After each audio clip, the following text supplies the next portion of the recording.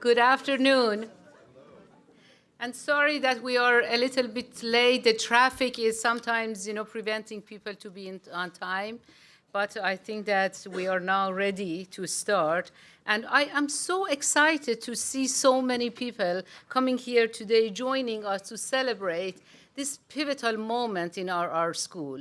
It's really amazing, and I just want to tell you that your presence here gives us the motivation and inspiration that we need to move forward with this amazing opportunity. So I would like to start by acknowledging that the land of which we meet today was stewarded through generations by indigenous peoples and nations, including Quinnipiac and Algonquin-speaking peoples. We honor and respect the enduring relationship that exists between these nations and this land. So again, welcome. Welcome to a defining moment in healthcare and in nursing. Nursing, from the days of Florence Nightingale, has been seen as a profession that provides clinical care to those who are ill. We are here today to celebrate a different and very exciting idea, the idea of nursing as a profession that takes the lead in promoting wellness and conducting wellness research, and of a hub for inspiring such research as well as communicating and implementing it through individual and population health.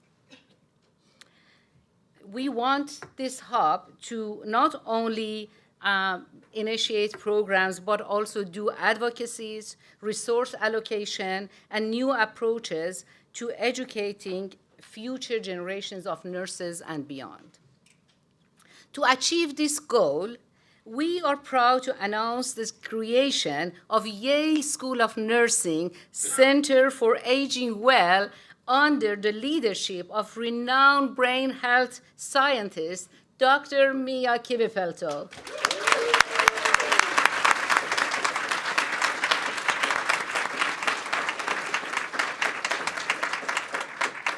Those of us in academia, we really like to talk about new paradigms.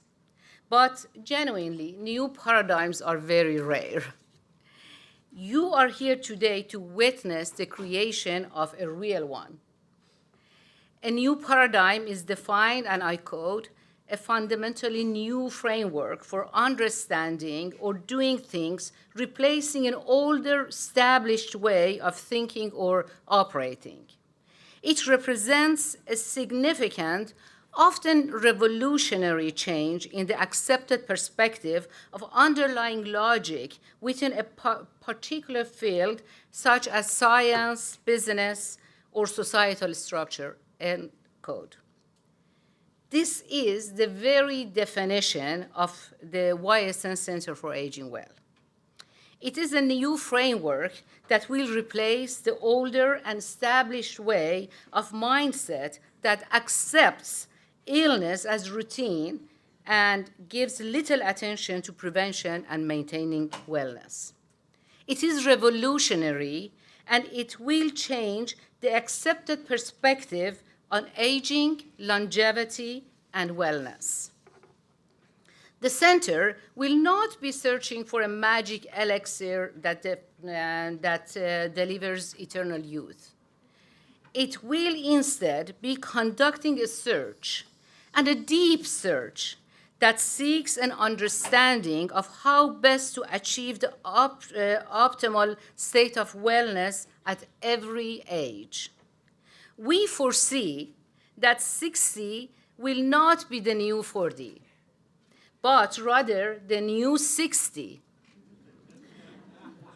We foresee a reset in expectations about how life would look at 40, 50, 60, and beyond, well beyond. Aging well shifts the primary focus of healthcare from illness to wellness. Aging well concentrates on leveraging current and future knowledge to promote the prevention of disease and sustainability of wellness, both physical, psychological, and also existential wellness across the lifespan. The center will be unique in its concentration on precision wellness and prevention. Many institutes and centers across the country, and frankly the world, focus on healthy aging, but most address illness and disability as though they were inevitable. YSN Center for Aging Well will be different. We aim to make wellness inevitable. We intend to look through the other end of the telescope. If each life is viewed as a tape measure marked in years, with a red marker at quality of life being declined, our goal is to move that marker forward so we increase the span of wellness. The center will be where the future of wellness is charted by the world's leading researchers, educators, clinicians, and policymakers. The Yale School of Nursing anticipates leading not only a Yale partnership, but also a national and global effort to create a new paradigm. This will create a need for new and enhanced nursing skills in advocacy and communication, along with interprofessional, interdisciplinary, and also intersectoral clinical knowledge and expertise. It means that we will be educating nurses on how best to be the bridge between interdisciplinary research and implementation, and on ways in which to advocate for resources committed to many political and social determinants of health, whose improvement would facilitate higher level of wellness in individuals as well as the population. The foundation of the center is rigorous, evidence-based, replicable, and scalable research that yields actionable knowledge on which policy and solutions can be reliably based. The center will also be focused on education, dissemination, both public and professional, and clinical application. Information will flow both into and out of the center. Knowledge will be shared through not only professional journals, but also public events and communications programs that make our research results visible nationally and globally to both lay people and the scientific community. We will lead, but we will not be alone in the quest for wellness, because wellness is an inherently cross-disciplinary pursuit. While centered at the Yale School of Nursing, the Center for Aging Well will be an exciting, dynamic, and productive research locus that draws its vigor and intellectual curiosity from a remarkable wide arc of disciplines, starting with our own School of Medicine and School of Public Health. Beyond the obvious health sciences, the center will be a point of aggregation and collaboration for biologists, psychologists, geneticists, public health researchers, policy experts, and many other disciplines. Some of these collaborators and supporters are here today with us, and some of them you are going to hear from them directly during this program.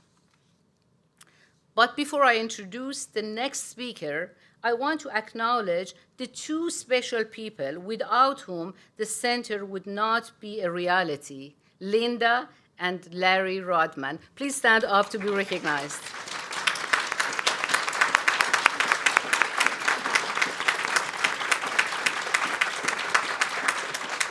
Linda and Larry are the donors behind the Rodman Family Endowed Professorship in Gerontology that helped bringing Dr. Miia Kivipelto to Yale. Thank you very much for your support and generosity and also your foresight.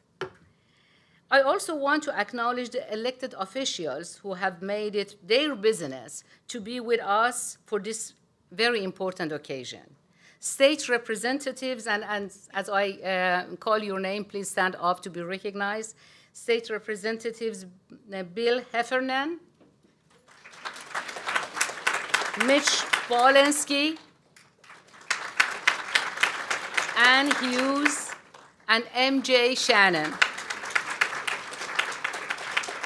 Thank you very much on behalf of our community of scholars and the people we serve for your partnership and your vision. We count on you to be a part of this very critical moment in the School of Nursing. I hope you are all as excited as I am about this new center and this new paradigm. And perhaps many of you wonder, how are you going to do that? The person best suited to answer that question is our next speaker. It's my honor to introduce the inaugural director of YSN's Center for Aging Well, Dr. Miia Kivipelto. She is the Rodman Family Endowed Professor of Gerontology at Yale School of Nursing and a preeminent global leader in aging, brain health, and dementia prevention. She joins Yale with a remarkable track record. Across more than 25 years, Dr. Kivipelto has led pioneering epidemiological studies and large-scale intervention trials that have shifted how the research community think about cognitive decline. Among her many achievements, she spearheaded the Finnish geriatric intervention study to prevent cognitive impairment and disability known as FINGER, which demonstrated that lifestyle interventions can reduce the risk of cognitive decline. In fact, according to a landmark Lancet paper that she co-authored, this decline can be reduced by 45%. Imagine the quality of life that gives to people and the money that we can save for providing care to this population. Internationally, she has been leading the worldwide FINGER network, now spanning across 72 countries. Her vision challenges us not merely to extend life, but also to extend quality of life, and to make wellness in aging not the exception, but the norm. She will outline her vision of the future and of aging well and how the center will achieve that vision. Please join me in welcoming Dr. Miia Kivipelto. Thank you so much.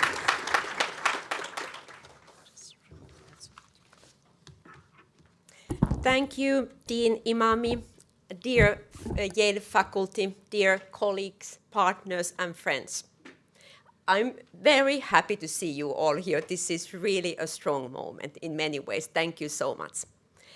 And I also want to welcome all the online participants, both from Yale and globally. I'm so happy to see that so many can be here today. And really welcome to the grand opening of the Center for Aging Well at the Yale School of Nursing. It is a dynamic global hub for discovery, innovation, and collaboration on aging across the whole lifespan. And this is, of course, very important because we all know we are living in an aging society and actually super aging society. And aging starts early, so we really need to have the life course perspective. And we are bringing together voices from across Yale and around the world to lead science and to translate science into systems to help people live longer, healthier, and more meaningful lives. So the implementation gap is something we want to bridge. We really want that the science is giving benefit for individuals, families, and societies. And we aim to redefine aging That's an ambitious goal, but I think, like you said, Asit, that is needed. We need to have much more holistic approach, and I think building on the Yale School of Nursing long history on health innovation and implementation science is a wonderful basis. Some of you could see already part of that lab. It was wonderful, right? So I really think that this clinical part and this implementation science is there. So what we aim to do, and what I really think is unique, connecting research, the highest level of research, clinical practice, and community partnership. And that's really needed to give the best practice locally, nationally, and globally. So welcome to the next chapter of Aging Science, Action, and Hope. Welcome to the Center for Aging Well. Let me share the vision that drives our work.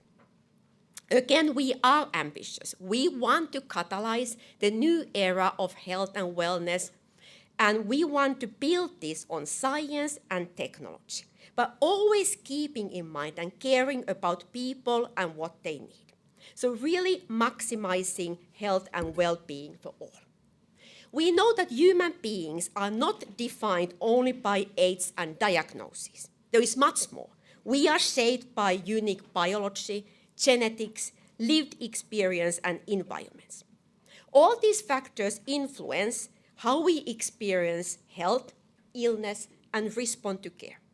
And that's why we need to have this holistic care, more systemic approach. And I say the areas where we are really, I dare to say, pioneering globally is precision wellness and dementia prevention. These are not yet so established concepts globally, but we are working already on these concepts and can do much more.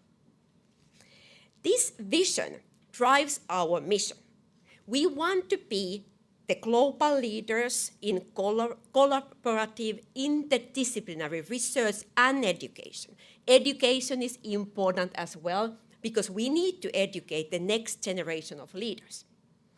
And we want to transform discovery into clinical innovation, advancing wellness for individuals and communities across the whole lifespan.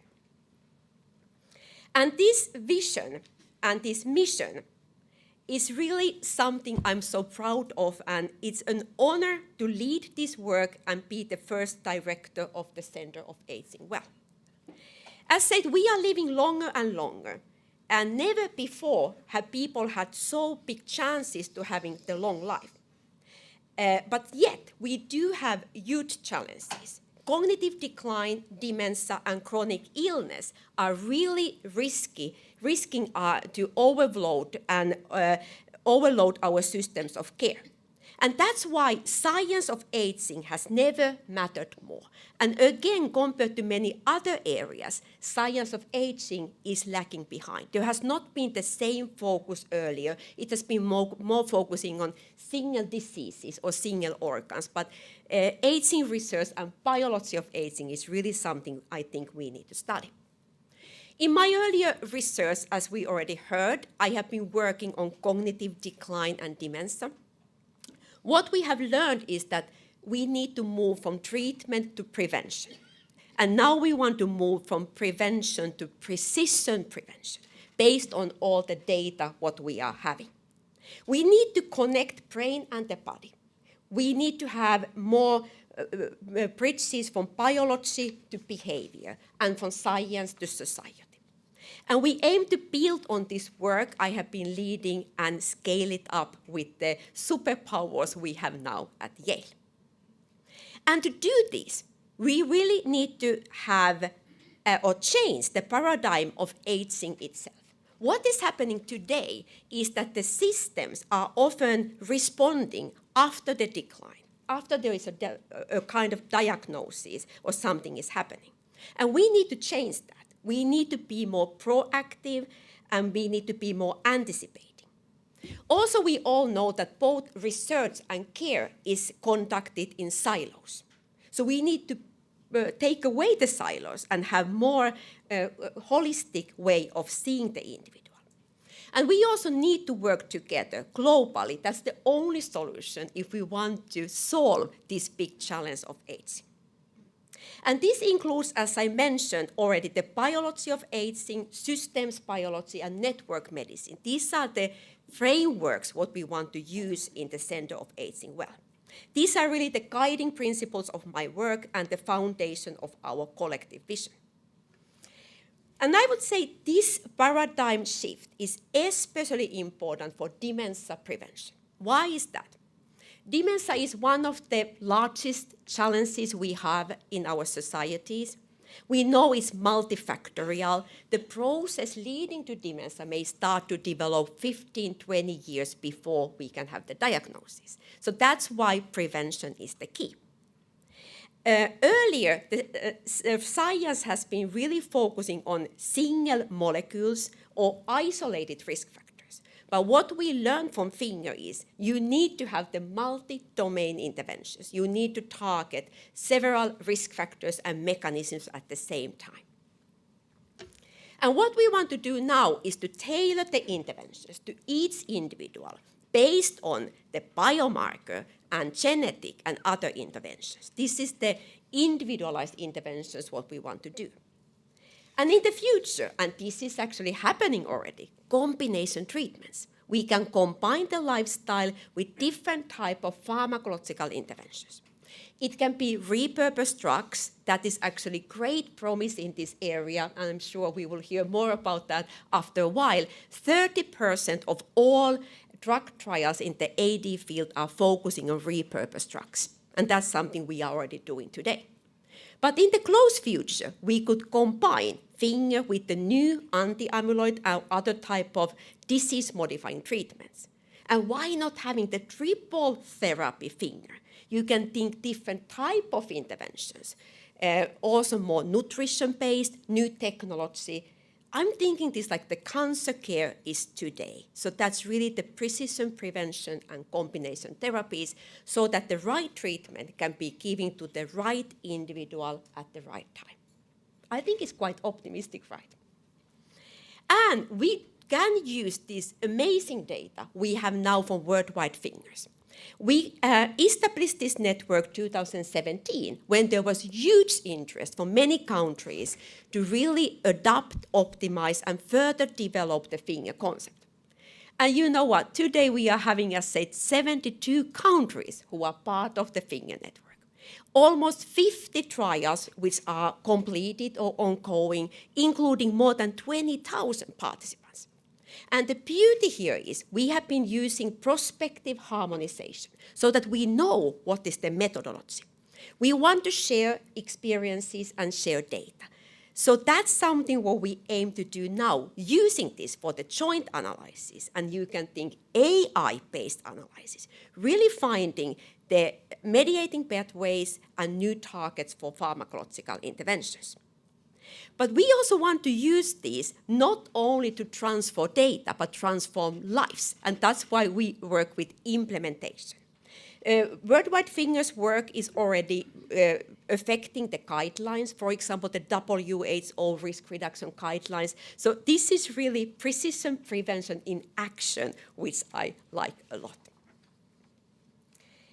And I'm not doing this alone. We have a wonderful, wonderful faculty. Here you can see some of the names from our teams. Brilliant interdisciplinary team from nursing, medicine, public health, neuroscience, data science, social policy.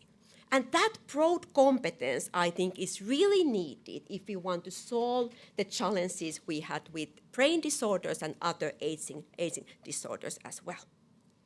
And alongside with our faculty, we are promoting the next generation of leaders. We do have postdocs, PhD students from different areas, and we aim to involve them with our global initiatives like Worldwide FINGERs and our local initiatives like the Live Well. I think that's a beautiful learning experience that you really get the tools and data to be the future leader in the field. I really think this is an important area because we need to start now. We really need to change the mindset, and this is the perfect opportunity of doing that. And what we will do, this is really the core, I would say, activities in our center. Research, education, and discovery mission. And you see here listed some of the main areas we want to focus on, and we do have the competence, and we also want to collaborate with others. Early detection, brain health and dementia prevention, non-pharmacological interventions, everything from the 5 fingers, music, nutrition. Nutrition, I think, is a very important area because even here we can go to precision nutrition. We have not yet reached that level, but I think we can do it in the close future. Combination therapies, mental and emotional well-being. I think these are outcomes we are not always taking into account in our studies. We have chronic illness and resilience, AI and big data, absolutely one of the big areas for the future. But also health policy, age-friendly systems. We know that the environment affects our health, and we really need to work with that as well. So I'm really excited when I see this competence and opportunities what we are having. I think this is really, really unique. And this is not all. We do this within a very world-class Yale ecosystem. Yale offers a powerful environment for innovation in aging and health. Here you can see some of the centers we aim to work with. We have Atlas Center for Geriatric Medicine, Alzheimer's Disease Research Center, Center for Brain and Mind Health, Cancer Center linking oncology and aging, Center for Research on Aging, Pepper Center, Open Data Centers, a lot of focus on data as well. Yale Venture trying to facilitate the innovation to move to the market as soon as possible, and Imaging Center. So we really need and want to work together. We are not working in silos. So that is I think, very, very important. And these values guide our strategic goals. Here we are having innovation and translational power, really turning the discovery into real-world impact from molecular insights to precision wellness. Interdisciplinary intelligence, I think that's really important. We want to break the silos, unite nursing, neuroscience, and policy. Global-local synergy. Global ideas for local solutions and local ideas for global solutions. So I think that can be for both directions. Compassion at scale. We are talking about AI, and I'm thinking also the human-centric AI. We really need to think that value all the time. Next generation, as I mentioned, and radical collaboration. We want to connect the dreamers and the doers to solve really the aging grand challenges. And this is guiding our strategic goals. Here you can see the 5 main domains. Innovation, as I said, merging nursing science, AI, global collaboration. Challenge and change the culture. And here I really mean global mindset. We need to move from disease to wellness and from aging to thriving. Collaboration, uniting disciplines, spreading the word. I would say communication is really important. We know that there is lack of awareness, and I hear every day from the public, from the patients, from the healthcare providers that they need knowledge. And here I think we can do so much. And finally, sustainable platforms, developing networks and systems that can be there for the longer time. And one area where I'm really excited about, that is one of the key areas, is really this vision to develop the AI partnership. Here we can be and want to be the national resource to harmonize data and really use the cutting-edge AI to discovery and bigger type of implementation. And we have here a wonderful example, fingerprint, where we aim to use agentic AI for decoding precision signatures in Alzheimer's disease, meaning that we can use the deeply phenotyped finger data to understand what are the mediating pathways and also finding novel targets. This is something still work in progress, but I'm really excited about this, and this is just one example how we can use and start using AI. And of course, we want this data to move to the clinic. And this, I think, is really one of the big goals we are having. We want to establish the fast-track memory clinic and brain health clinic here at Yale. Prevention first, patient-facing facility, where we have both clinical trials, combination therapies, and diagnosis quickly. You see here the facilities which we have and which are needed. And this is the goal. From the first visit to the diagnosis within 5 days, from the diagnosis to support within 5 days, and moving from worried well to living well without worry. I think that's really the practical implication. We have done this already in Stockholm, Sweden, so I think the 5-day model is feasible. And here, really, the idea is that every patient coming to the clinic can contribute to the science, and every discovery will improve the care. So it's bidirectional. And finally, 2 other goals what we are having. Technology can really be the bridge that makes this possible. And we aim to have a technology and innovation lab that can serve as a living testbed for the future brain health and these activities what we are having. And here you see how we are envisioning this. We want this lab to be for the students, researchers, clinicians, caregivers, industry partners to co-create the next generation of technologies. It can be wearables, biomarkers, VR and AI tools. We saw some of them already today. I was very impressed, I need to say. And again here, really creating an ecosystem that can bridge the discovery and practice. And finally, I think all this ecosystem can help us to have a bigger global impact. That's what we want to have. We really need to change the mindset globally. We are already affecting and forming the guidelines. We want to also develop something very practical, like the finger app that could be used in the clinic. And I believe if we combine all these areas listed here, this is doable. You ask me, Asita, how we can do this. So I think these pieces are needed. None of those is enough alone, but if we put them together, then we are really closer to the solution. So I would say that we stand at a very exciting moment in the science of aging. And for the first time, we have the knowledge, we have the data, we have the technology to prevent cognitive decline before it begins. But to really do this, we need to act together. And now I really want to have a call to action to all of you. We can't do this alone, so we want to do it together with you. So we call scientists, clinicians, innovators, policymakers, and even other like industry, philanthropists, all who are here, who want to contribute, participants, patients, to be with us and build a future where longer lives are very purposeful and well. And here you see the areas how you can contribute to this. And I'm very passionate about research, but this is actually more than research.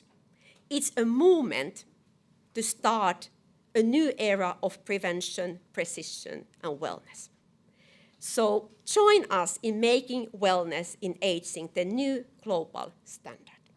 Thank you so much.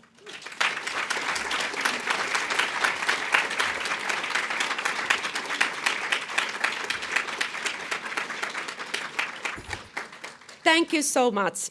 And with this, I have a pleasure to invite our very high-level panel to the stage with me, because this was just a brief background, and we want to have much more deep dive for all these different questions which we discussed. So please come here.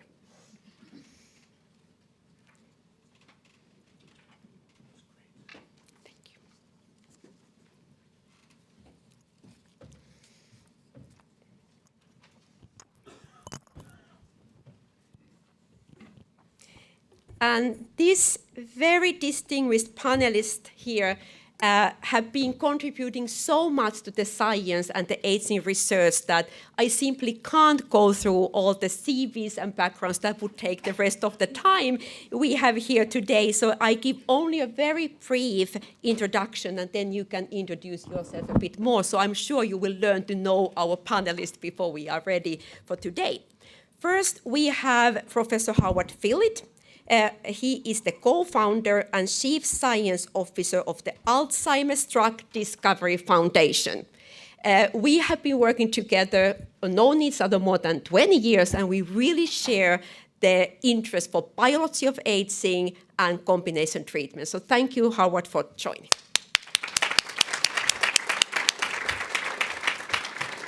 And then we have Professor Rachel Whitmer from the UC Davis. She's the chief in the Division of Epidemiology and director for the Population Brain Health Lab.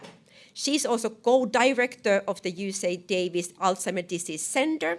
And again, with Rachel, we have been knowing each other for many years. We have had the interest for midlife risk factors.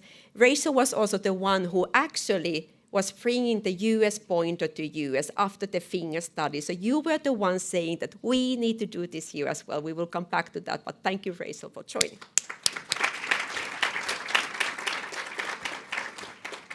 Then we have Susan Reinhardt, visiting professor, Betty Uren Fellowship for Nurse Leaders and Innovation, UC Davis, Sacramento. And again, we have been knowing each other quite many years as well. You have been also doing wonderful work with the dissemination, implementation, and other things. So we are really looking forward for hearing more about that. Thank you for joining.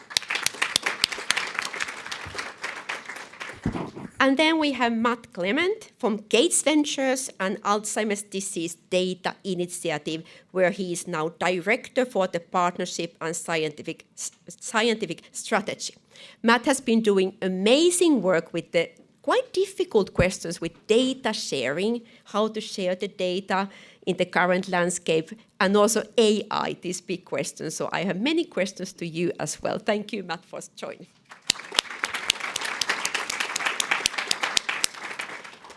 So just to get started, I was thinking that each of you could give a short presentation about your background and what do you think about aging well and how it relates to your work. Do you have some specific interest areas here? So Howard, please get started. Thanks. Well, I'm a geriatrician by clinical training. I've been taking care of older people for about 45 years, with the predominance of my practice being in Alzheimer's disease. I'm also a neuroscientist. I've been a neuroscientist for over 50 years, 55 years actually. And for me, Alzheimer's was sort of a natural, because it really stimulated my interest that this is a disease of the mind. And we have a lot of other kinds of diseases, but this is the one that really robs us of who we are as human beings. When I started in med school, nothing was known about Alzheimer's. It wasn't even recognized, and in my textbooks, senility was said to be a normal part of aging. I will say that we've, at the foundation, funded over 750 programs in 21 countries relating to new drugs for Alzheimer's disease. And I think in the context of what we want to do as far as living well into old age, Alzheimer's disease is the leading cause of functional disability in old age. And so if we're going to have an impact on quality of life and health span, we need to do something about Alzheimer's. And I will say right now that having been doing this for a long time, that we're in a totally different era now. We have blood tests that your doctor can order, and within 24, 48 hours, we can know if you have Alzheimer's without doing an autopsy on you. We have drugs that actually work. We know the safety profile. We know how to manage them. And it's the first time in human history that we have drugs on the market available to patients and doctors that can slow down the course of the disease. Now, these are not wonder drugs, and you've heard about combination therapy as the next phase, and I think that's what we're looking at also at the foundation. But we've proven that we can do effective clinical trials, which I think is a major advance. And part of that is because we have validated biomarkers now. We can send patients to the radiology office, do a PET scan that our foundation helped to bring to market, and within 24 hours know with about 90% certainty whether or not the patient has Alzheimer's disease. And that's not only changing along with the blood tests, which are validated on the PET scan, the way clinical care and diagnosis is being done, but the way clinical trials are being done. When Eli Lilly bought the PET scan that we helped to develop at Penn, which has become the standard for getting into clinical trials for Alzheimer's, they paid something like $500 or $800 million in milestone payments to the small company that was spun out of Penn and was developed by the ADDF with funding. And what it showed was that about 30% of people that were being enrolled in clinical trials for Alzheimer's disease with anti-amyloid therapies did not have amyloid in their brain. They had a negative PET scan. And they did not have Alzheimer's disease. They had other forms of dementia. How could you get a drug to market from a positive clinical trial when a third of the people didn't even have the disease that you wanted to study? I think from a research point of view, one interesting thought that came to my mind as I was listening to my good friend about all the good things that you're going to do. There have been centenarian studies around the world. Tom Perls at Harvard did one of them. He had 700 people that in a large family cohort where almost everyone in the cohort lived to be 100 years old. And clearly that was a genetic event. So then he went on to characterize these people, and he found out that they got the same things we all get, only instead of getting them at 50, they got them at 70 or 80, diabetes, hypertension, and even Alzheimer's disease. So people made it to 100, and they were functionally well, but they got about 50% of them at autopsy had Alzheimer's, and about 40% of them actually had clinical Alzheimer's disease. And what I'm saying is that, yes, I think we can delay the onset of functional impairment and living well, depending on how we define it.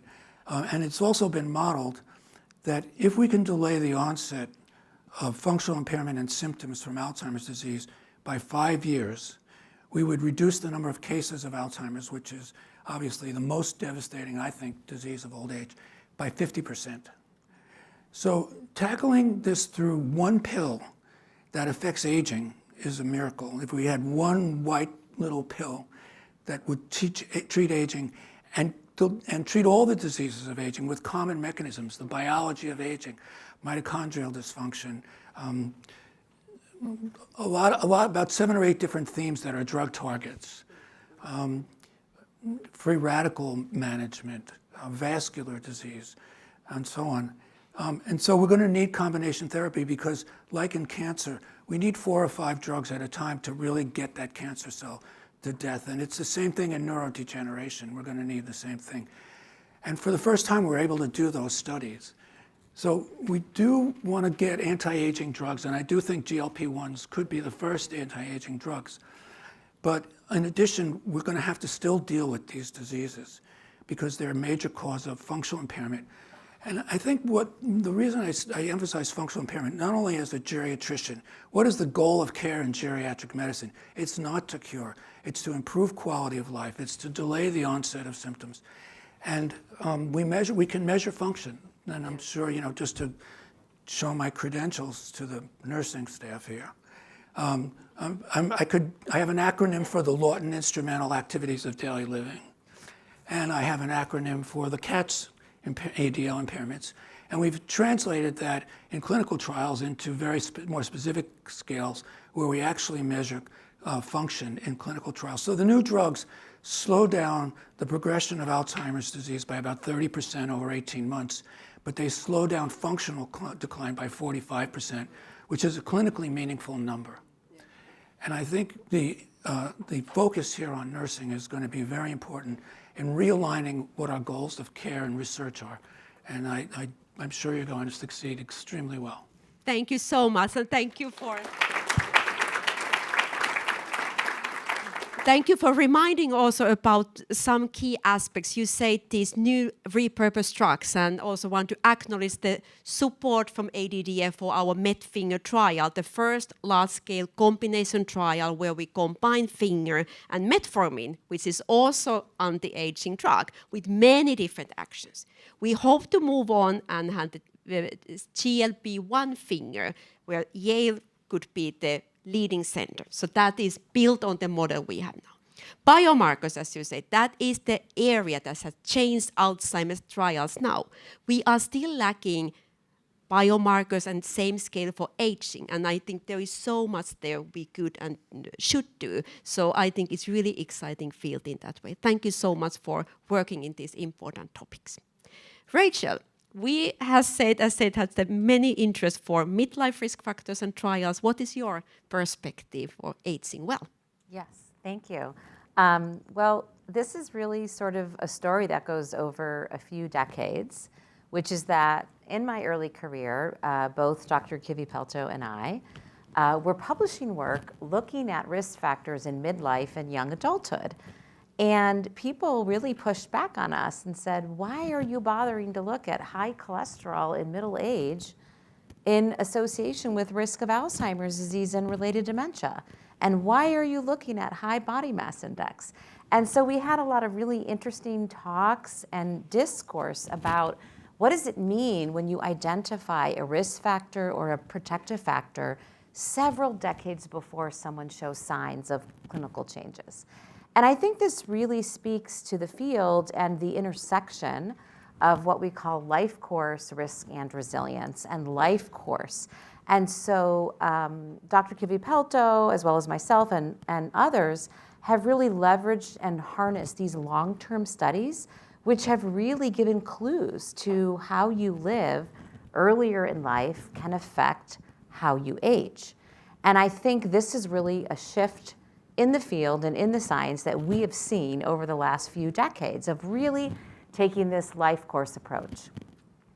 Now, that's really wonderful, but then what are the next steps? And of course, you can't do a clinical trial, and you certainly couldn't do a randomized blind trial over several decades. So we've spent all this time identifying risk and protective factors.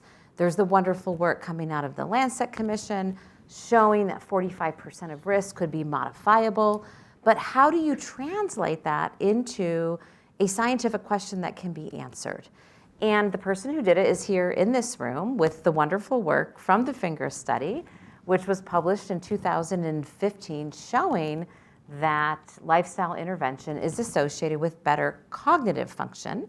Because again, we can't do a trial over 20 or 30 years, but we can do one over 2 years, 5 years. And that really changed the thinking in the field about how do we move the needle, how do we make a change on brain health that we can quantify and that we can see. Now that wonderful study was conducted in Finland, very different from the United States, where we have different healthcare, we have different access to healthcare, and really a dream came true with the vision, passion, and support of the Alzheimer's Association. And there was a group of us, I was trying to remember, I think it was 2017. Something like that. Yeah, you had a long flight, you came in on a long flight, and we sat in a room for, I think, 4 hours, 5 hours, and really said, is this possible to do finger in the US? And if so, how would we do it, and what would it look like? And so with the vision support and help of the Alzheimer's Association, we were able to do that, and that study was published and announced in July at the AAIC, which showed that yes, lifestyle changes is associated with better cognitive function, even here in the US, very different culture, there's a lot of heterogeneity in our country, of different access to resources and healthcare, but the answer was yes, we could do this. And so I think the next question is exactly what you're saying in terms of aging well. How do we take what we've learned and translate that into public health practice and healthcare delivery so that everyone can age well?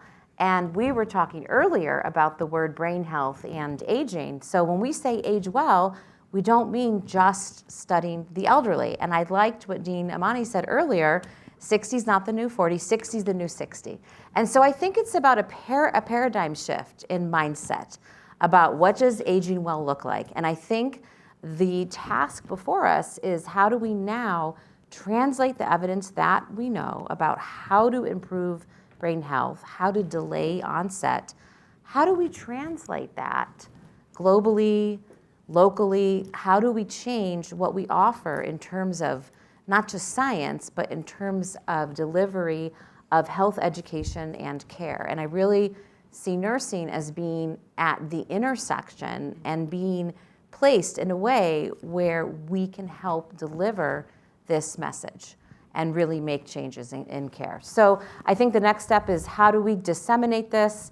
And as Dr. Kivipelto knows, the Alzheimer's Association actually has seed grants right now about how do you actually translate this, what we've learned from US Pointer, what we've learned from Worldwide Fingers, how do you translate that in a healthcare system?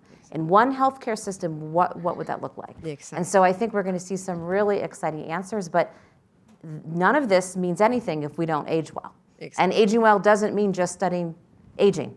No, It's over the life Yeah. course. So. Thank you.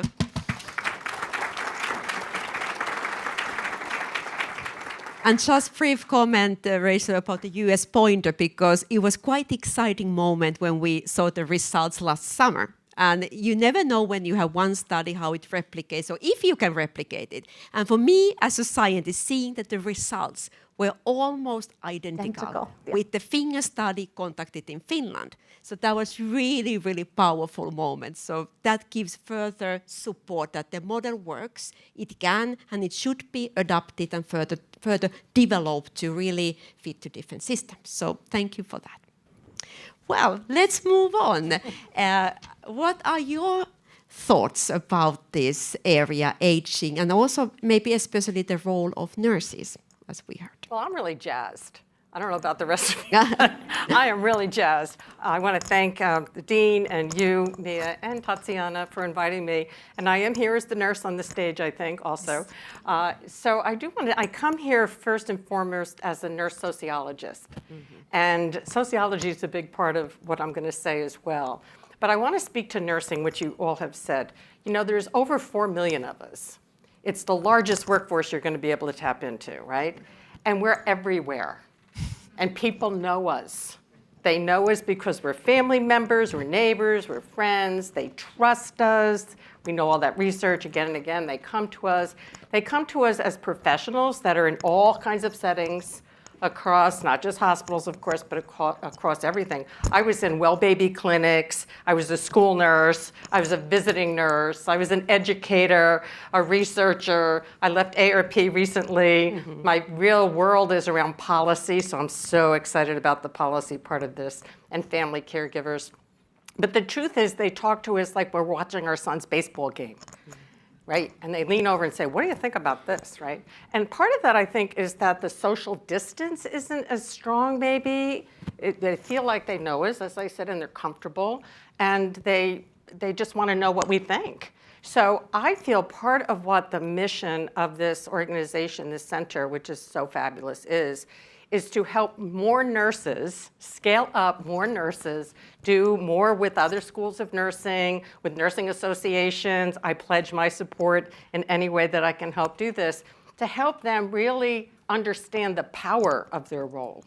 We were all educated. I talked to some nurses earlier today, too. We were all educated in this paradigm of wellness and not just illness, but then we get thrown into a system that's only illness.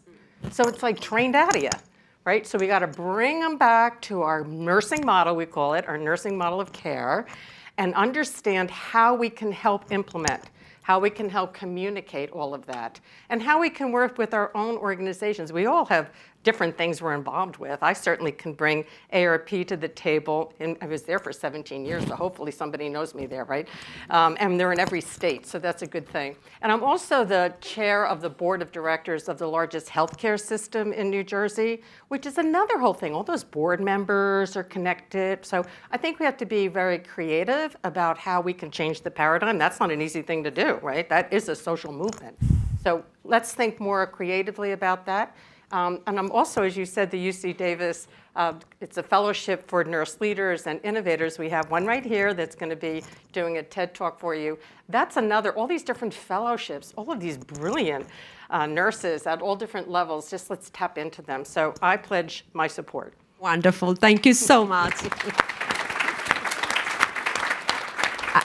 And just a brief note, I'm also thinking our finger model with all the fingers, diet, physical activity, cognitive training, social activities, and taking care of vascular metabolic risk factors. It was actually nurses who were really keeping track on things. We had doctors, physiotherapists, dietitians. We need to have the multidisciplinary teams, but nurses really had a very central role in the trials and in the implementation, and also in our brain health clinic, what we now have in Stockholm. So I fully support that. And with the education and training, we really can, you are many, so we can really do a difference. Thank you so much. Matt, as said, big data, that seems to be what we believe. We hope that AI will give us new answers, and we hope that the big data can help us. What is your thinking for the aging well and Alzheimer, other areas? Yeah. Where are we? Yeah, thanks, Miia. And we do believe that big data will be the answer to many of these things. In fact, earlier today when we were touring the facilities, I was blown away by some of the AI-powered technology that has been put into the mannequins for the training aspects of these things. So it's really AI, big data is touching all of our lives. I think in some ways the jury is still a little bit out on exactly how much this is going to advance the health field, but it is going to touch in many different sectors. In training, in ingest of patients, in the distribution of knowledge to patients, but also as we generate more knowledge to understand the origins of disease.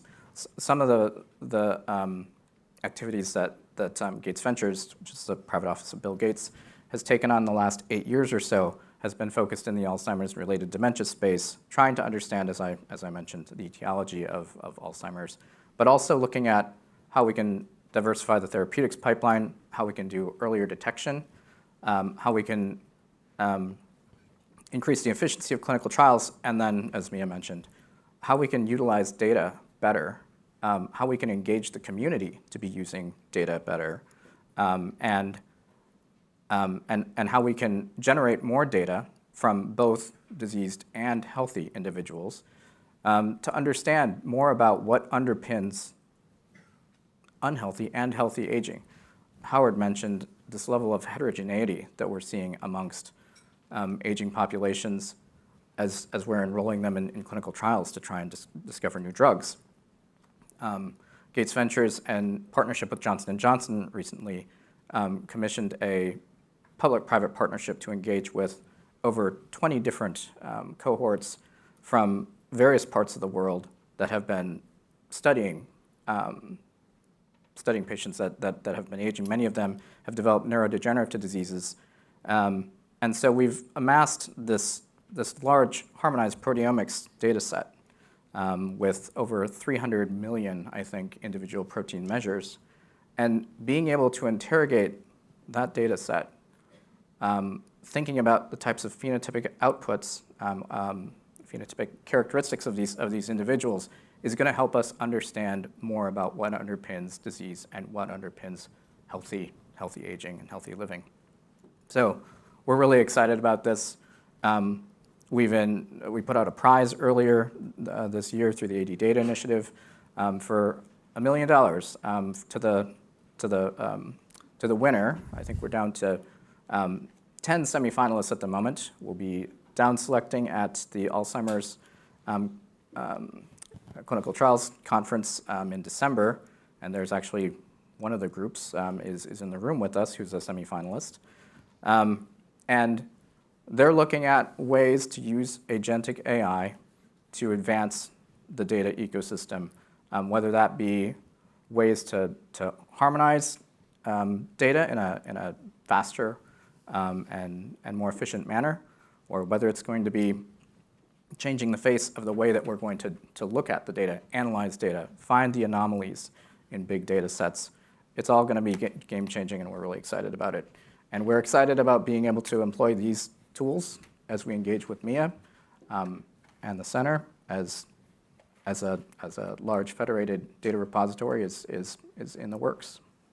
Thanks, Miia. Thank you. And thank you really for leading the field in this area of big data and AI. We have the wonderful partnership with Gates Ventures and ADD, Alzheimer's Disease Data Initiative as well. You supported the worldwide fingers data harmonization and data sharing effort. That would not have happened without you, and that was really the need. When there were so many countries, we need to have support to coordinate that. So that is really, really important. And for the AI prize, as said, we are so proud to be part of the semi-finalists. Adrian, please raise your hand, because I just want to highlight that the main investigator of this fingerprint project is here with us. So thank you for that. Great. I just want to make sure how we are with the time, how much, because I have a lot of questions and I need to prioritize. That means 10 minutes. Okay, thank you. Then we know the short answers and a few. You have been covering already a lot of important topics, but I have a not quick question, but I hope a quick answer. So what are the biggest research gaps in the aging field? If you would prioritize saying one or two, what are the biggest research gaps? Because we want to know that in the center, what should we really focus on? Biggest research what? Gaps, Yeah. the challenges, gaps and challenges. Well, I mean, I'm biased. But, We all are, so it's but I fine. think, I think there's, in terms of quality of care, like for a lot of patients, the drugs work, but we've had not enough research on care management for Alzheimer's patients. And especially, I mean, I get patients all the time, it's a spouse and the patient, and the spouse is left there with this overwhelming, loss of half of who they are, and they have to take care of them to do things that they never thought they would have to do before. And as the disease progresses, nursing care becomes the whole thing, and people can live, sometimes I've had patients live 15 years with Alzheimer's, but the last 10 years were incredible nursing care that kept them alive. Mm-hmm. So I think we know how to take good care of Alzheimer's patients, but I think disseminating that information and creating standards for what is quality of nursing care for patients, even in the earlier stages, but certainly as people progress to the moderate to severe stages, that if I try to hire a home care nurse or one of my patients tries to hire a home care nurse, there's no real proof that that person ever took care of an Alzheimer's patient before, which is really terrible. So that, just in the context of here, I mean, there's a lot of scientific issues, I think, that need to be challenged. But from the point of view of just pure nursing, I think it's critically important that we have a larger cohort of nurses that really know how to do this. Yeah. Thank you. Rachel. Okay, I think there's a lot of gaps, but I'm just going to pick one. I think there's a lot more heterogeneity than we realize in how people age and how they're able to have function and have high function. We have a lot of people in one of my studies. It's called the Life After 90 study. You have to be 90 to be in the study. And we actually have quite a few people in that study that have risk factors and have the midlife risk factors. And we're also doing a lot of post-mortem neuropathology. And every week I'm surprised. Something has come out that is different. And so I think there's a new frontier out there that we need to really dig into, which is that there are people that are sort of these escapees that seem to have risk factors or to have exposures, and they either age well and they physiologically look well, or maybe there are things in their brain that don't look so good, but they were cognitive superagers, for example. And of course, genetics is an overarching effect for people who live into their 90s or their 100s. But we are seeing people, at sort of young oldest olds, 80s and 90s with risk factors. And so I think the whole sort of scope and sort of scale and breadth of the way that people age and how people can age well with risk factors that we know about is something that we need to really dig into for our science. Perfect. Thank you. Susan. So I would point to something I haven't heard yet in the presentations, and that's hearing loss. I was really taken with the research on this. I'm not an expert in this area. I know there's an Achieve study that pointed this out, and I actually wrote it down. Hearing aids slowed the rate of cognitive decline by almost 50% in older adults with hearing loss and specific risk factors. This is huge. It's huge. About half of people over the age of 75 have disabling hearing loss, but it's not just older people. I mean, my own sister hit her head and had hearing loss. And for like a year or two, she was just sort of coping with it. And I said to her, because I learned at ARP about this, that you need to have hearing aids now.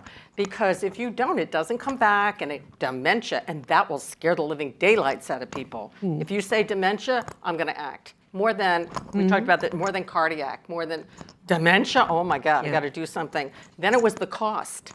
Yeah. And the cost has changed because there were policies. There were regulatory changes. You can get hearing aids at Costco's now for much less money.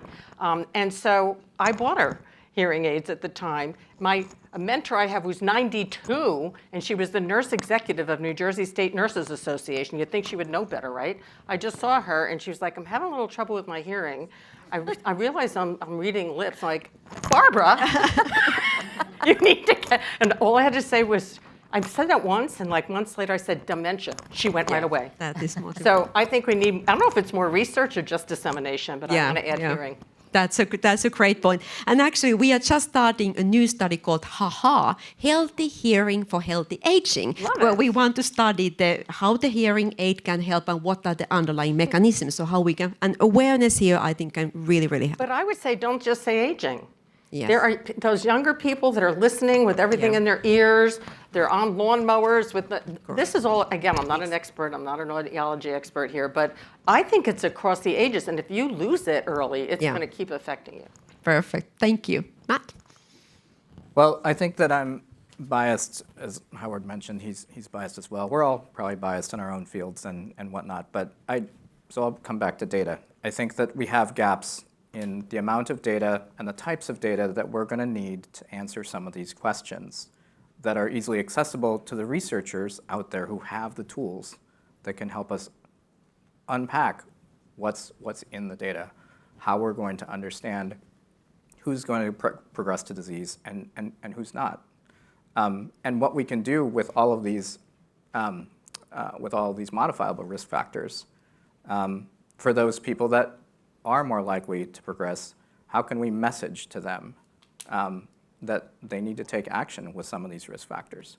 So I think there's a lot of opportunity, but we're going to need access to the real world data from the clinic, and we're going to need some tools to be able to go through all of those notes that are being taken when patients are seeing nurses and doctors all along the way, all along that path, to understand what they're experiencing and to map that back to some of the more molecular aspects of their makeup.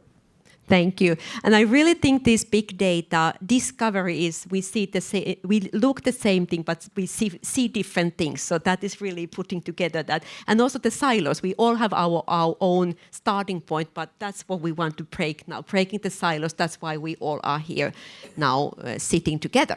Final question, just before we move on. What would be your vision for the next 5 years? Where are we? Where do you think the field is? And give an optimistic picture.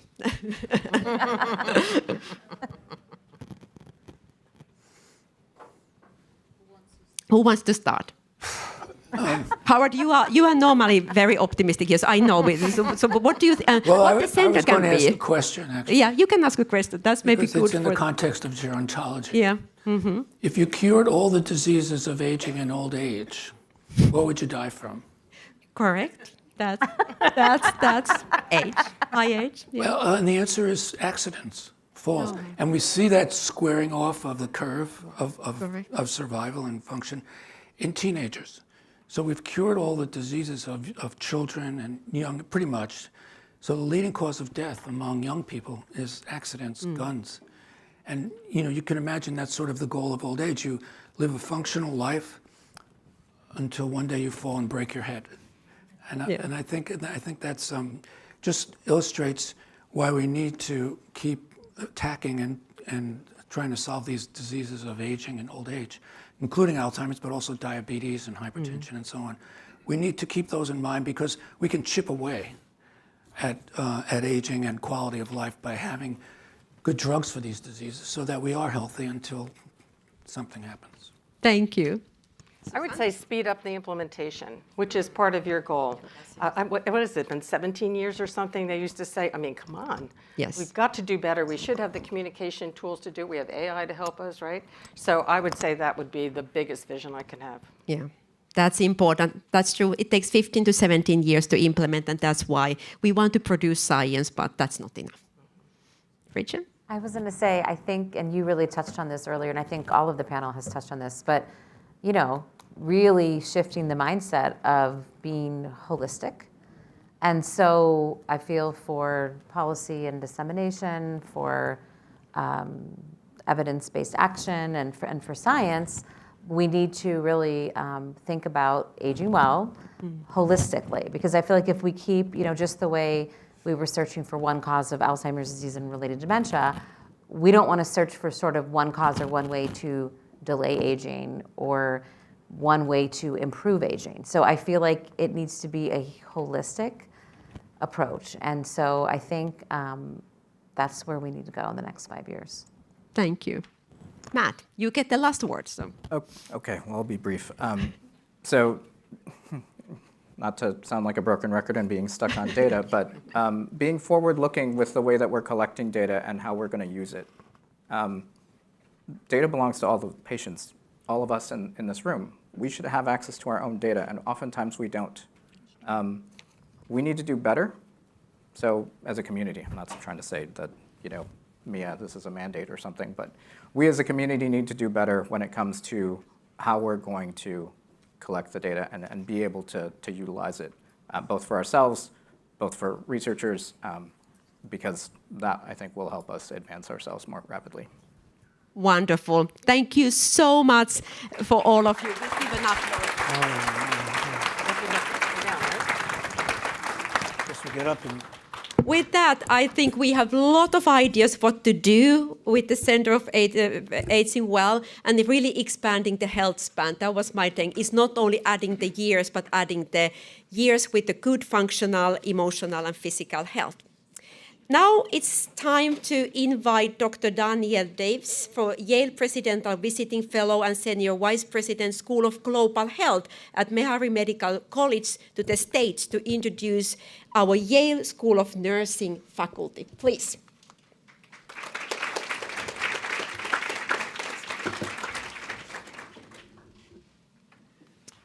Thank you so much, and good afternoon, everyone.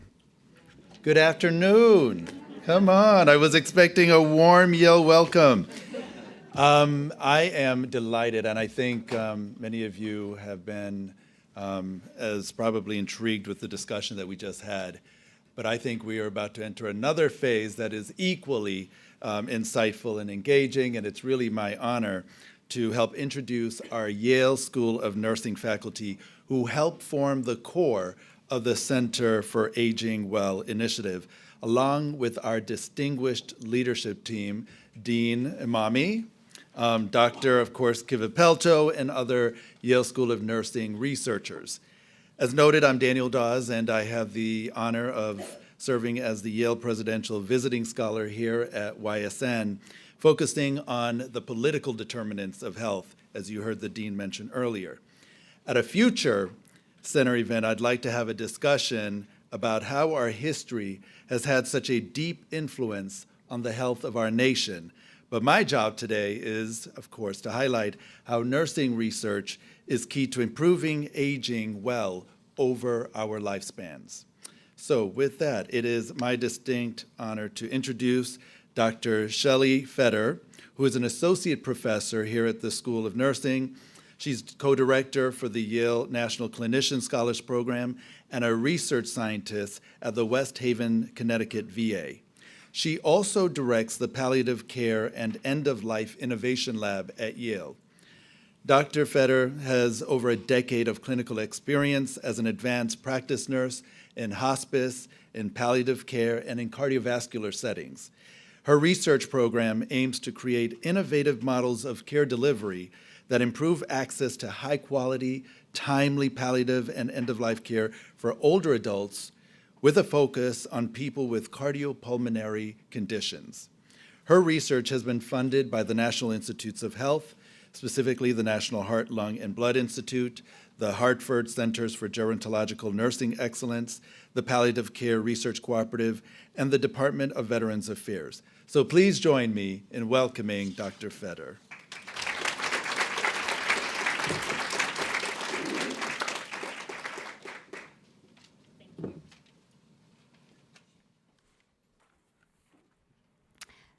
Thank you very much. Okay, thank you very much for the introduction.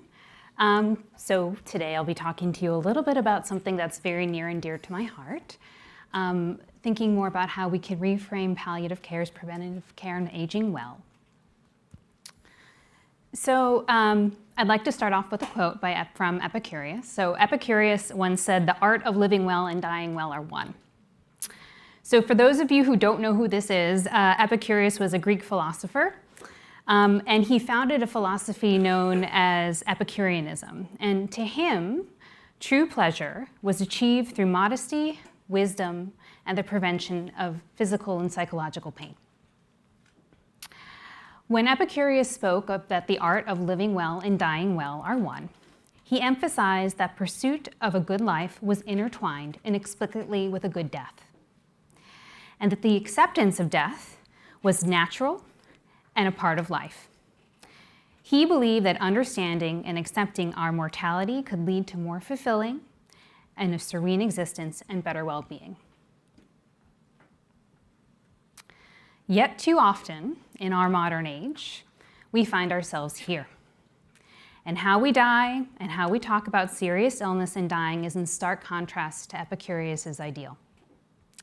For many of us, and for our loved ones, and for our patients, we and they die here, in the hospital. And often in our current healthcare system, patients spend their last days here, receiving aggressive treatments, then rather than easing their suffering, promote it. But how did we end up here? Our society has a tendency to prefer not to talk about death, or dying, or serious illness. We instead emphasize life prolongation, which may inadvertently overshadow necessary sacrifices to quality of life. From burdensome treatments, hospitalizations, and symptoms, just to name a few. When we don't have early and often conversations about serious illness and about the care we want and the care we deserve, and importantly, the care we do not want, there can be profound consequences and we can find ourselves here, even when we don't want to be. Palliative care is specialized medical care focused on providing relief and promoting well-being for patients and their families by aligning patients' care goals with the care they actually receive. This type of care is provided by an interdisciplinary team, including physicians and nurses, and it is appropriate for any patient at any age, at any stage of serious illness. Interventions by palliative care include symptom management, goals of care conversations, care coordination, and others. And ideally, palliative care is provided early in a disease course so we can provide the most benefit. However, the reality of providing palliative care to our patients is less than ideal. For too long, palliative care has been considered the Grim Reaper service, right? The Grim Reaper service. Relegated primarily to patients with cancer, those patients at the end of life, or those who are critically ill. As a result, clinicians are hesitant to refer patients. Patients are terrified of meeting with palliative care. And at the end result is that too often palliative care is not received or received too late. But it doesn't have to be this way. I believe that by redefining palliative care, not as end-of-life care, but as preventative care, we can break this narrative. Imagine a world where palliative care starts at the diagnosis, where aspects of palliative care are interwoven into geriatrics or primary care seamlessly. When asking about patients' care goals and preferences, and about the care they want and about the care they don't want, as well as their end-of-life care, is routine. Imagine if clinicians could talk about serious illness, death, and dying like they talk about blood pressure or weight, right?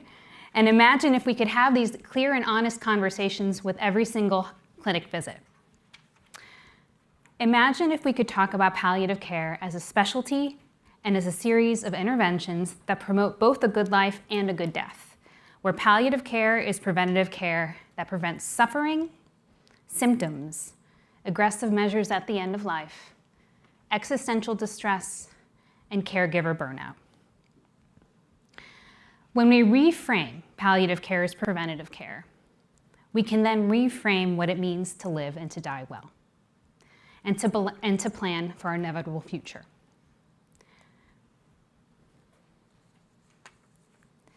Epicurus tells us not to fear serious illness, but to plan for it, to not fear death, but to focus on our quality of life. Palliative care is to provide comfort to our patients, to support them as they navigate through serious illness, to inform them of their care choices and those trade-offs.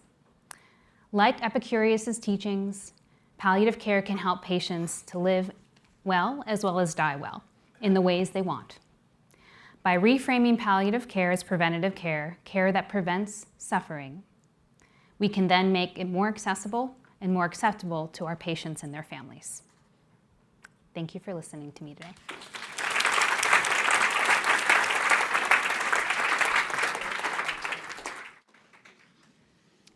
Thank you so much, Dr. Fetter. It's now my pleasure to introduce our next speaker, Dr. Amy Marshall, who is an assistant professor and specialty director for the Adult Gerontology Primary Care Nurse Practitioner Program here at Yale School of Nursing. She's a proud Yale alum from the class of 2004 and blends academic leadership with hands-on community practice. She's also a medical director at the Haven student-run free clinic, providing oversight to the reproductive care department, and works as a nurse practitioner at Connecticut Primary Care and Wellness, which is a nurse practitioner-owned and operated primary care practice. Her scholarship focuses on enhancing nurse practitioner education and practice to improve health outcomes, advancing nutrition and culinary approaches in the clinical setting, strengthening training in substance use disorder management, developing innovative clinical practicum models, and expanding gerontology education to promote age-friendly care. At the heart of her work is a commitment to health equity, ensuring that every under-resourced community receives patient-centered, compassionate, and evidence-based care. Please join me in welcoming Dr. Marshall to the stage. Thank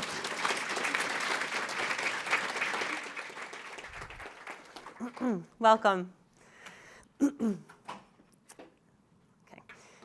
Today, I'm going to talk to you about integrating age-friendly curriculum into nurse practitioner education using a framework called the 4 M's. When I think about the why behind this, the importance of this content, I think it best can be explained through storytelling. So I'm going to tell you about Nana. Nana, the matriarch of my family. She lived until she was 99 years old, sharp, witty, endlessly kind. She also spent many, many years in the category we define as older adults, 65 and older. She lived nearby. I spent a lot of time with her, helping her navigate doctor's visits, medications, and the complex maze of our healthcare system. My goal was simple, to make sure her care needs aligned with her goals of care. You'd think that's an obvious thing to do, but in today's healthcare system, it's actually incredibly complex. When Nana talked about what mattered to her, I have Nana up here too, by the way. When Nana talked about what mattered to her, her answer was always the same: family, being present for her family, sharing stories, being together. And I imagine many of you can think of your own elders, your family's matriarch, patriarch, someone whose wisdom and presence anchor you in your life. Today, 1 in 5 Americans, about 52 million folks, are in this older adult population? How do we ensure that the care truly reflects what matters to them? One answer lies in transforming our approach through the 4Ms framework, a national initiative for creating age-friendly health systems. The 4Ms, what matters most, medications, mentation, and mobility, offer a simple but powerful structure for caring for older adults. Framing the training of future clinicians around this model is a simple yet effective strategy for focusing care of the older adult on the priorities most meaningful to their quality of life. Let's start with the first M, what matters. The goal is to align care with each older adult's outcome goals and care preferences. I'm going to take Rachel, an older adult in my practice. She recently had an aggressive recurrence of cancer after 2 years of remission. The first time around, chemotherapy and immunotherapy were brutal, physically and emotionally. She's not sure she wants to go through that again. As her primary care provider, I realized something important. Her oncologist had never discussed the option of not treating. The question was never, what matters most to you right now? It was, what treatment should we start? Age-friendly care begins with that first question, what matters most? The second M, medications. Polypharmacy, taking multiple medications, is incredibly common among older adults. We must teach our future clinicians the art of deep prescribing, recognizing when a medication no longer adds value or may even cause harm.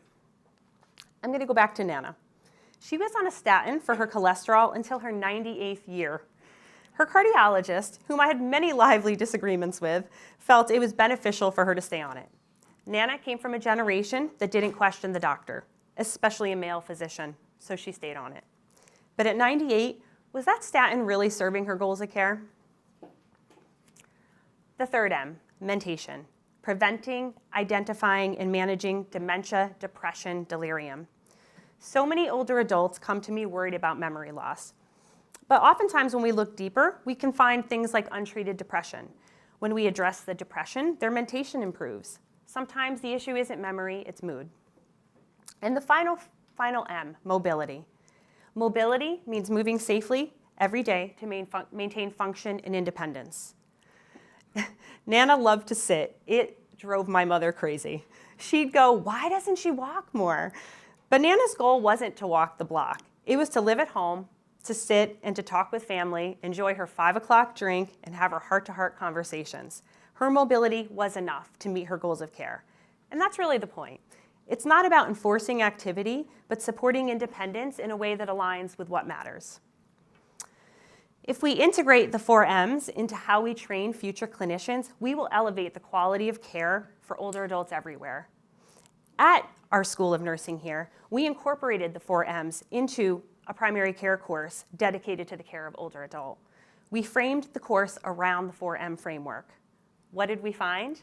Through data collected through several cohorts, we did pre- and post-participation surveys, and we found that students appreciated this exposure to the 4Ms. They felt more confident after having this exposure, greater competence and confidence in caring for older adults. All clinicians providing care to older adults should have exposure in their educational training to the 4Ms. Caring for older adults is complex. They have multifactorial healthcare needs and overlapping conditions. The 4M provides a structured, patient-centered framework that enhances geriatric competencies and prepares the workforce for the demographic realities of modern healthcare. This isn't just a framework, it's really a mindset shift. It's how we make every clinical encounter a little more human. When I think back to Nana and to patients like Rachel, I'm reminded that great care isn't about doing more care, it's about doing the right care. Age-friendly care honors each person's story, priorities, and dignity. If we can align care for the older adult with what matters most to them, we won't just improve healthcare, we'll redefine what it means to age with grace, purpose, and connection. Thank you.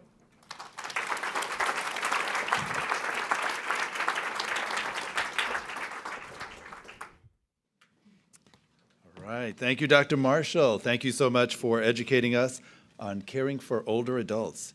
Now I'm going to turn to our next speaker, Dr. S. Raquel Ramos, who is an associate professor of nursing with a joint appointment in the School of Public Health at Yale. As project director for 2 multi-million-dollar NIH R01 grants, she leads innovative research focused on technology-driven strategies for chronic illness prevention across the lifespan. Her work aims to empower individuals to manage their health proactively, ultimately reducing healthcare costs and improving the quality of life. Dr. Ramos is also funded by the Gordon and Betty Moore Foundation to develop a language model for patient teaching in clinical settings. She is a fellow of the New York Academy of Medicine, the American Heart Association, and the American Academy of Nursing. Dr. Ramos is also an inductee of the Sigma Psi Honor Society for Science and Engineering. Please join me in welcoming Dr. Ramos.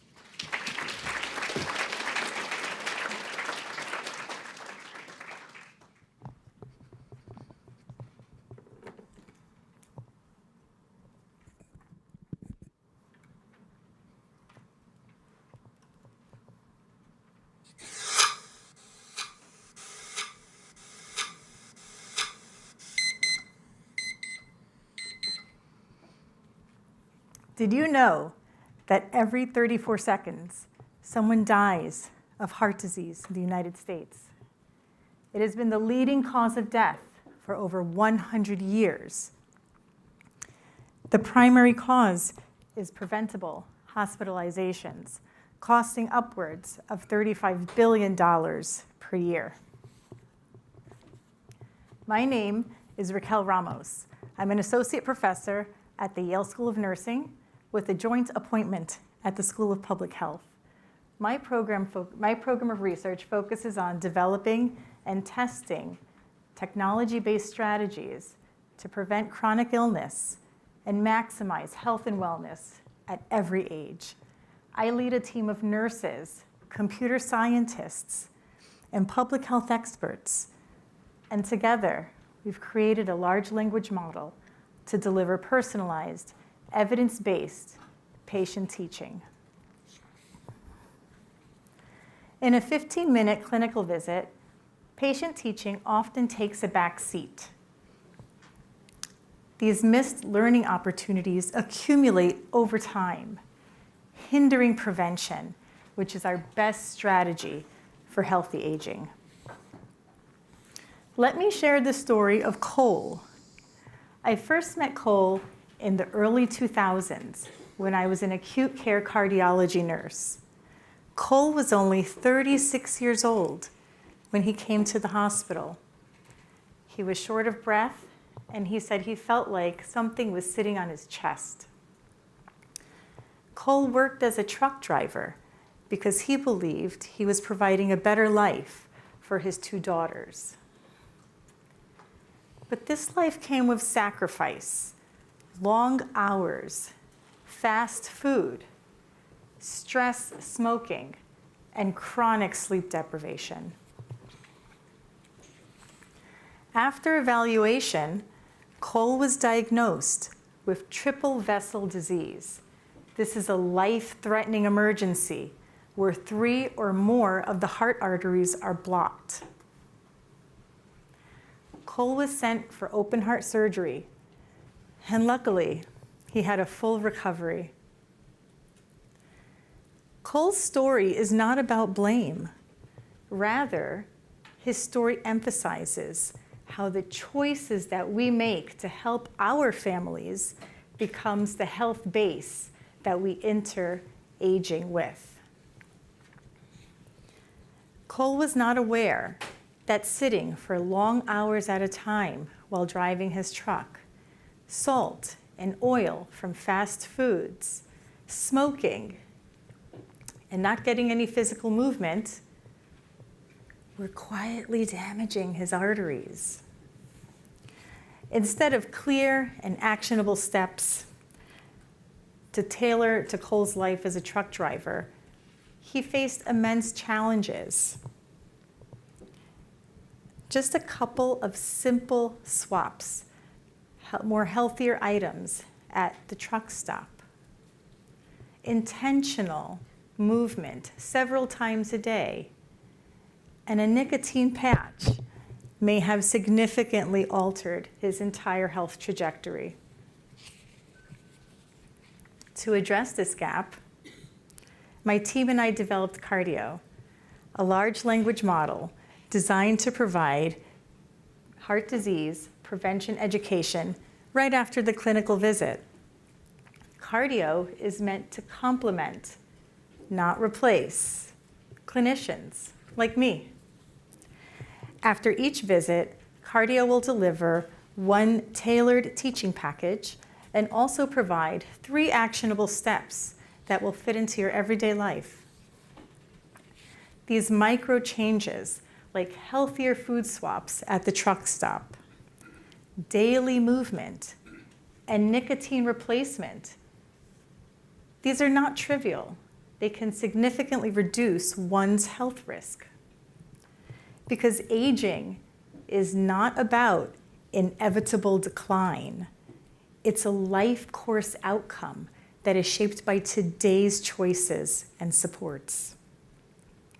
Cardio will make this education easy and accessible for all, allowing individuals to age with greater health and independence. 25 years ago, this was not possible for someone in Cole's position. I think it's time we change the aging narrative and embrace tools that empower our communities to make healthier choices and thrive as we age. Thank you.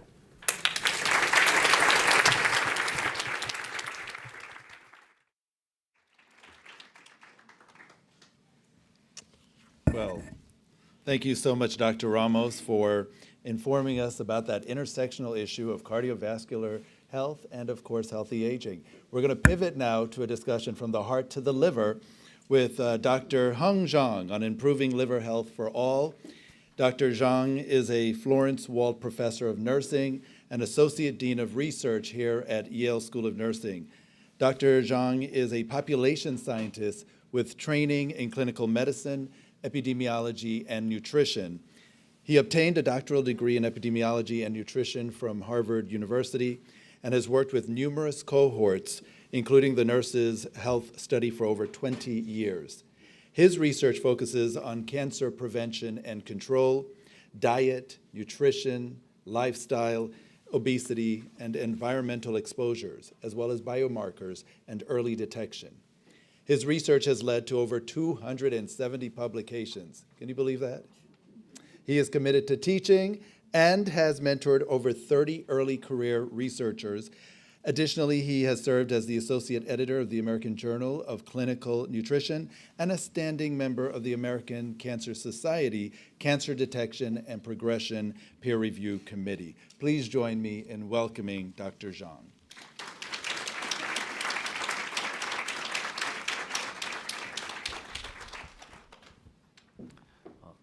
Hello, everyone. It's my great pleasure to be here to see you in this amazing event. When we talk about aging well, we often think about the brain and the heart, but there is another organ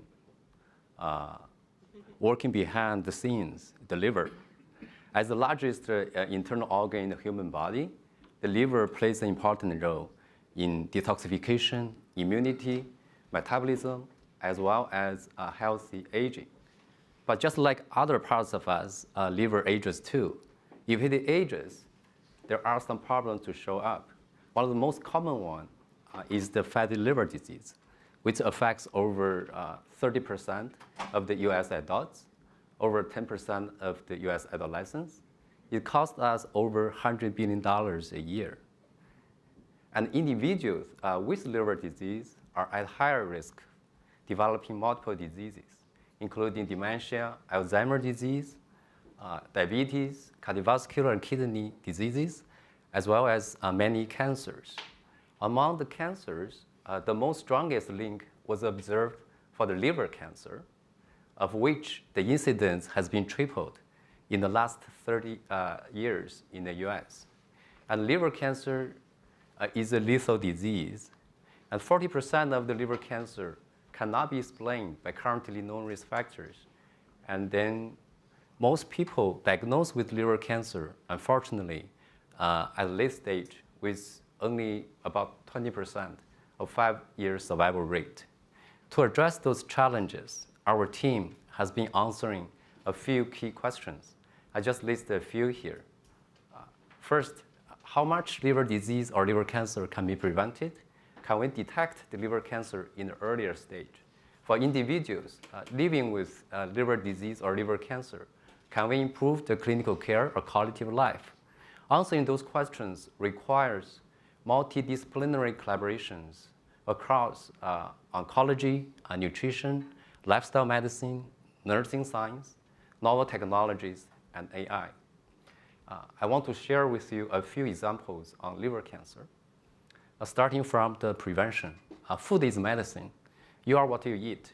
We know for many years, heavy alcohol is a risk factor for liver cancer and coffee being protective. Beyond that, much less is known about other dietary factors. We have shown that sugar-sweetened beverages, ultra-processed food are risk factors, where the vegetables, whole grain fiber, non-fat yogurt, and plant-based diet are protective. We also have been leading multi-center studies across the US looking at other risk factors, including the environmental toxins, PFAS, also called forever chemicals, look at the inflammation and co-infection with bacteria. The current data we have shown that about 60% of the liver cancer can be prevented through the healthy eating, being physically active, maintaining a healthy weight, good sleep, and not smoking. It's never too late to make good lifestyle changes. However, prevention is not always enough. So unfortunately, we see in the clinic that a lot of patients still diagnosed at late stage of liver cancer with very poor 5-year survival rate. However, those outcomes can be significantly improved if the cancer can be catch up earlier. That's where the proteomics come in. Proteins carry the signals all through the body. There is a small group of protein can capture even the tiny biological changes years ahead of cancer development. We have observed a group of those. We have been expanding this work to multi-center setting and also build up new patient cohort with a biobank to accelerate the biomarker discovery and improve the quality of care for patients. At the end of the day, preventing the liver is not just one organ. It is about preventing the foundation of healthy aging. With advances in science, technology, and healthy lifestyle choices, what you eat, how you move, how you live, we will do a better job in terms of prevention, screening, diagnosis, treatment, and aging well. I hope every one of us have a healthy liver, a healthy life. Thank you for your attention.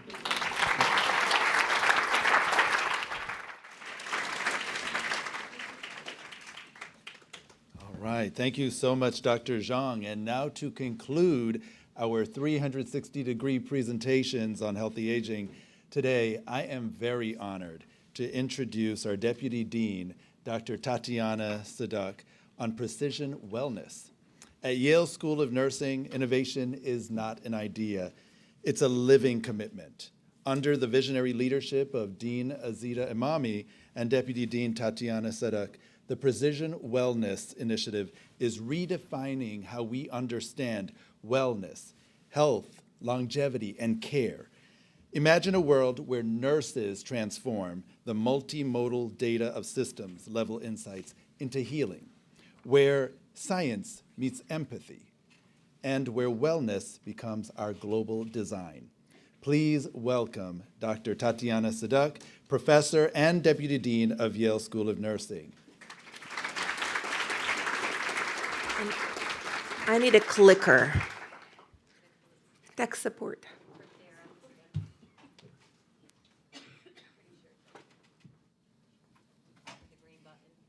Thank you. Well, good afternoon, everybody. This was a test of my dexterity and movement of running across the stage. I'm a little nervous. This is so exciting. This is such a pivotal moment in School of Nursing's history in life. This is truly an opening of our next century for the school, and we're just so honored that you are all here to be part to witness this. As you could see from phenomenal presentations of our such inspiring faculty, at Yale School of Nursing, the future of health is not waiting to be invented. We are nursing this future, a moment at a time. And I'm very excited to tell you about one of our newest initiatives that is very complementary and supportive of the mission and vision of Center for Aging Well, is Precision Wellness Initiative. So why do we call it Precision Wellness? Because we are bringing together AI, genomics, epigenetics, deep phenomics, system biology, with art of nursing and human caring. And I will explain all of that very, very briefly to you. It is where molecules meet purpose, where data meets empathy, and where nurses become the architects of thriving. So imagine, what if healthcare did not begin when you're already hurting and feeling ill? What if healthcare begins when we just hear the whispers of the data that we collect about your well-being and your health, that something might be wrong? And what if we start acting immediately? What if nurses could sense the inevitable tremors in your genome, the code you are born with, in your epigenome, the notes that life scribes on the margins, and the phenome, the living pattern of your days, your gait, your speech, your mood, your microbiome. And before symptoms appear, we could develop a wellness plan for everyone. This is not science fiction. This is Yale Precision Wellness. This is happening here at Yale School of Nursing. Your genome is the library that you are born with, billions of letters spelling out the possibility. Your epigenome is the editor, highlighting which letters are being read. And it's changing with what you eat, how you play, what you love, what you do, what you're exposed to. And your phenome is the performance, how your biology dances with your environment. System biology, that Dr. Kivipelto referred to earlier, reveals how every system sings in a chorus. AI listens carefully, and can point out when there's some discordance. And at Yale School of Nursing, nurses conduct this symphony, translating molecular music into human healing. At Yale School of Nursing, we developed a blueprint. This vision is alive. Our integrative health and precision wellness concentration, led by brilliant faculty, Amanda Swan, and colleagues, trains nurses to interpret genomics and phenomic signals and translate them into actionable compassion and self-compassion, the way we feed ourselves, the way we take time to engage in movements, the way we manage our stress, and the way we align our bodies and our minds. Our global continuing education programs and initiatives carry the rigor of nursing and Yale science across the borders. And our future vision of wellness-first primary care, a living laboratory where care is genomically informed, digitally guided, and humanly delivered, will make prescription the first and hopefully the only solution. Prevention will make prevention the first and the only solution, and prescription. We can't do this alone. We've been incredibly fortunate to put together and to convene a panel of global innovators, our Precision Wellness Advisory Board. They are leaders in AI, in genomics, in digital health, in design, and they're helping Yale to become the architects of the future of wellness. Together, they're helping us translate discovery into deployment, education into enterprise, so the science of precision becomes the practice of wellness. We are envisioning a new global model. Unfortunately, today, precision medicine is accessible to few who have resources to access this newer, developing, and exciting field of healthcare. We are building the opposite. At the YSN, Precision Wellness Initiative is nurse-led, globally scalable system that's powered by data, guided by ethics, and grounded in equity. Imagine this picture: a nurse here in New Haven, a clinician in Nairobi, a wellness coach in Abu Dhabi, each fluent in Yale's language of precision wellness, each connected through data, through shared purpose, and through shared hope to bring this new and exciting field of wellness to all. This is the vision. And this is how the mission of Yale School of Nursing of better health for all people will become from aspiration to an actionable, disseminatable plan. Our next exciting leap is the global wellness cloud, a living learning ecosystem where genomics, epigenomics, and lifestyle data will converge. Here, AI-guided tools will help nurses translate patterns into daily practice. Here, digital twin simulations will let learners see and understand how a single lifestyle shift, going to bed late at night, eating something you know you shouldn't be eating, sitting too long, or maybe engaging in kindness and compassion, can ripple across decades with the consequences of these choices. This is Nursing Reimagined: predictive, immersive, and beautifully human. Because the future of health would not be discovered in just a pill or a protocol. The future of health will be written in the patterns, supported by our daily choices.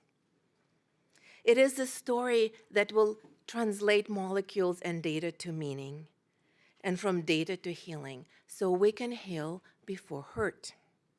At Yale, we are not planning for the future. We are coding it one life, one insight, and one nurse at a time. Thank you.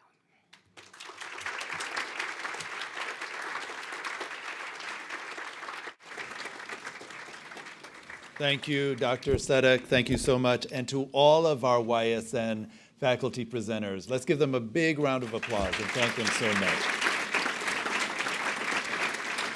I don't know about you, but I can tell that the center's research is off to a great start. It's now my pleasure to welcome our Yale Provost, Provost Scott Strobel, to the stage. Dr. Strobel.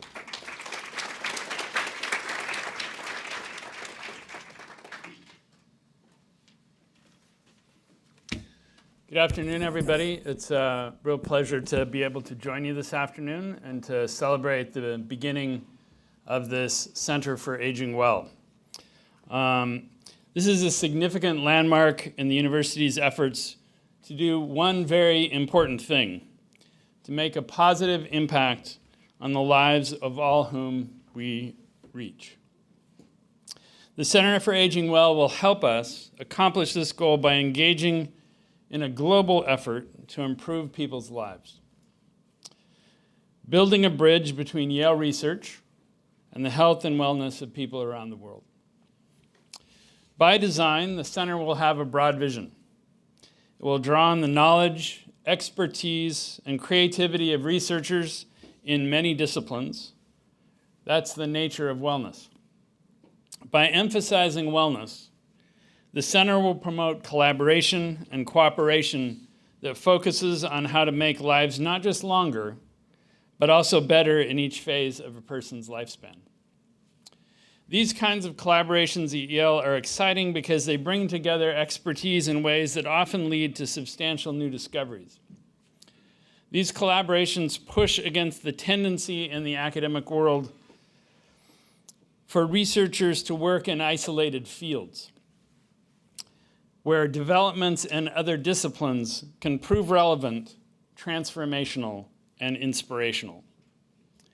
While the center will conduct research as a core output, it is the implementation of that research on a national and global scale that will make it distinctive.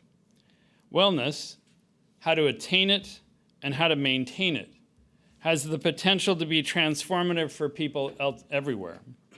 We cannot and should not let knowledge about health and wellness be an academic abstraction. Knowledge about wellness must be transformed into public health programs, legislative priorities, and educational policies everywhere. It is important that we not only prioritize wellness, but also that we take the next all-important step to see that what we learn becomes practice on a large scale, to give focus to impact and to implementation. Yale University has many ongoing programs that will contribute to and gain from what will be taking place at the Center for Aging Well.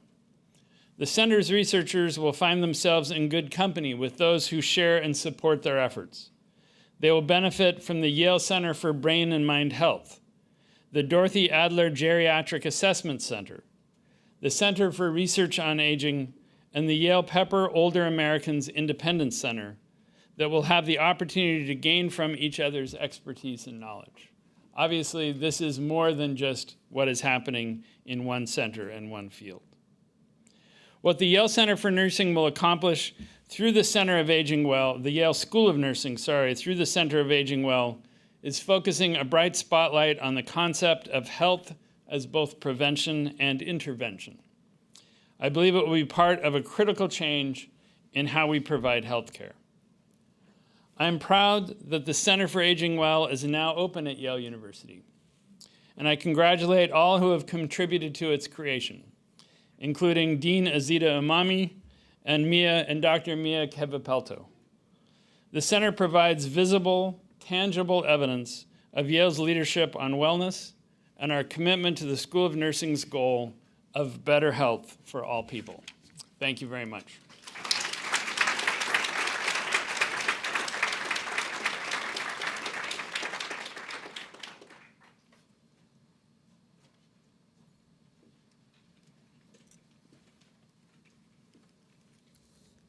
Thank you, Provost Strobel, for making the time to be with us. I know that you have a very busy schedule, and I am very happy that you are here to support us and also inspire us and motivate us to carry the legacy forward.